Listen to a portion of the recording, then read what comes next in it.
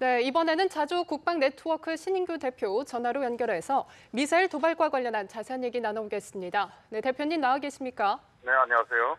네, 안녕하세요. 이 북한이 다시 미사일을 발사했다고 합참이 발표를 했는데 아직까지 구체적인 사항이 나오지는 않은 상황입니다만 어떤 종류의 미사일로 봐야 할까요? 일단 평양 순안 비행장에서 지난달 29일처럼 일본 동북쪽 방향으로 미사일을 쏘았죠. 그래서 지난 8월 29일은 550km 고도로 2,700km를 날아갔는데 그때 쏘았던 게 화성 12형이었습니다. 근데 오늘은 발사 지점은 똑같고 또 비행 경로도 비슷한데 770km 정도의 고도로 3,700km를 날아갔죠. 따라서 오늘 쏜 미사일도 화성 12형일 가능성이 아주 높다라고 판단이 되고요. 왜냐하면 지난달에 김낙겸 북한 전략군 사령관이 화성 12형을 가지고 괌을 포위 사격하겠다라고 발표를 했었거든요. 그런데 이제 북한 평양 지역에서 괌까지가 한 3,400km 정도 됩니다. 예. 그리고 이제 북한 북부 지역에서는 한 3,700km 되죠. 따라서 실제적으로 미사일을 기지들이 배치가 되어 있는 자강도, 양강도, 함경북도 이런 곳에서는 괌까지가 한 3,700km 되는데 예. 따라서 이번에 보여준 미사일들은 괌을 공격할 수 있는 능력을 우리는 가지고 있다라는 것을 과시한 그런 미사일 발사가 아닌가 생각합니다. 예, 그렇다면 기술이 향상된 것으로 볼 수가 있을까요? 기술이 향상된 것은 아니죠. 이미 갖고 있었던 기술을 이번에 과시를 한 것이죠. 예. 지난번에 550km 고도로 2,700km를 날아갔을 때 대기권 재진입 기술이 있는 거냐 없는 거냐 이런 거 가지고 또 논란도 있었고 또 사실 이게 3,700km가 아니고 2,700km니까 괌까지 못 미치는데 정말 괌을 공격할 수 있는 능력이 있는가 이런 거 가지고 또 이제 또 의구심이 있었거든요. 그래서 같은 미사일을 가지고 그런 것이 확실하게 이미 대기권 재진입 그리고 괌을 공격할 수 있는 사정거리 능력 모든 것들을 가지고 있다라는 것을 예. 이번 사격을 통해서 보여준 것이라고 봐야죠. 네, 이번 17일 만에 또 미사일을 발사했는데요. 이번 도발 시도의 목적은 무엇일까요? 일단 유엔 안보리 제재 결의안이 이번 주 초에 나왔지 않습니까? 12일 나왔는데 네. 그 유엔 안보리 제재 결의안 중에서 그동안 이제 북한에게 가하지 않았던 것이 즉 북한으로 공급되는 원유와 정유 총 합중에서 한 4분의 1 정도가 깎여나가는 그런 북한으로선 피해를 본 거죠.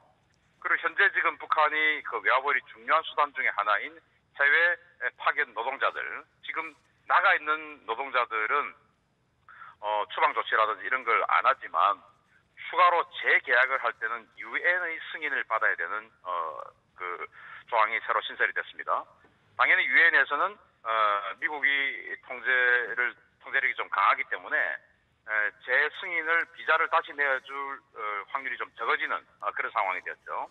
따라서 북한이 이제 이런 것들을 가지고 외화벌이를 하고 있었는데 그런 것들이 이제 점진적으로 차단되는 그런 상황이 생기니까 그에 대해서 반발하는 어떤 그런 정치적인 행위다 이렇게도 볼 수 있죠. 예, 아니면 혹은 유엔 안보리 제재를 의식하지 않고 마이웨이 행보를 이어가겠다는 걸까요? 마이웨이 행보는 이미 지금 그동안 북한이 계속 하고 있는 행보가 바로 마이웨이 행보입니다. 유엔 안보리 제재 결의안이 지금까지 계속 나왔음에도 불구하고 지속적으로 핵 개발을 해나가는 것. 즉 유엔 안보리 제재 결의안이 아무리 지독하고 강력하고 힘들어도 결국 핵 개발을 하고 핵 보유국이 된 다음에는 아무 의미 없다.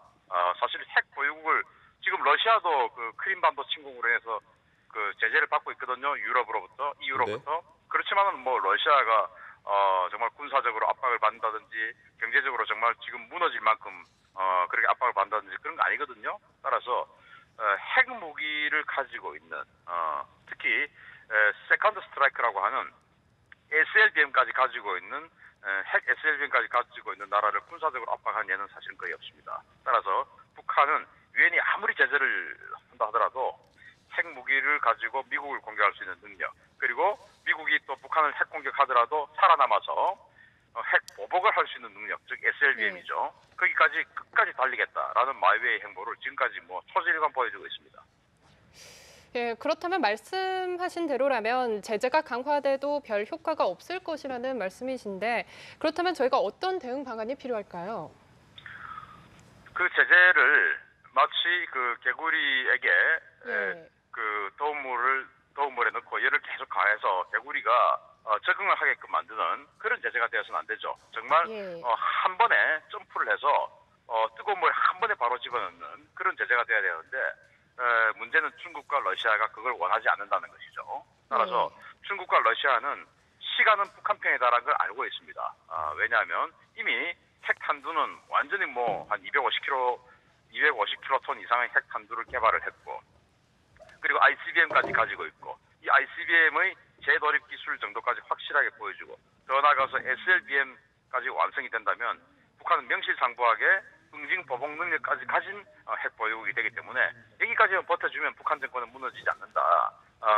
북한 정권이 무너지지 않으면 미 지상군이 있는 이 그 한반도 남쪽이 확장이 되어서 미 지상군이 한반도 북쪽까지 진출을 하게 되면 러시아와 중국의 안보가 위협이 되기 때문에 그거를 막자. 즉 한반도 북쪽에 반미, 미국과 협조하지 않는 반미 정권이 있어야 된다라는 것은 러시아와 중국의 공통된 이익입니다. 따라서 이 김정은 정권 또는 김정은 정권이 아니라 하더라도 반미 정권이 계속적으로 한반도 북쪽에 있어야 되는 거죠. 그래서 북한 정권을 살려두는 건데 러시아와 중국은 북한 정권을 살려두는 것이 목적입니다. 따라서 러시아와 중국이 있는 한 안보리 결의안이 대단히 뭐 발전해서 북한이 손을 든다 이런 것들을 기대하기 힘들기 때문에 우리는 미국과 공조를 해서 그러면 이 상황에서 우리 어떻게 지금 북한의 핵을 멈추게 하고 그것을 포기하게 하고 하는 것이 과연 군사적 옵션이 유일하냐 아니면 협상으로 가능하냐 이런 것들을 지금은 정말로 이제 위기의식을 가지고 현실적으로 들여다봐야 되겠습니다.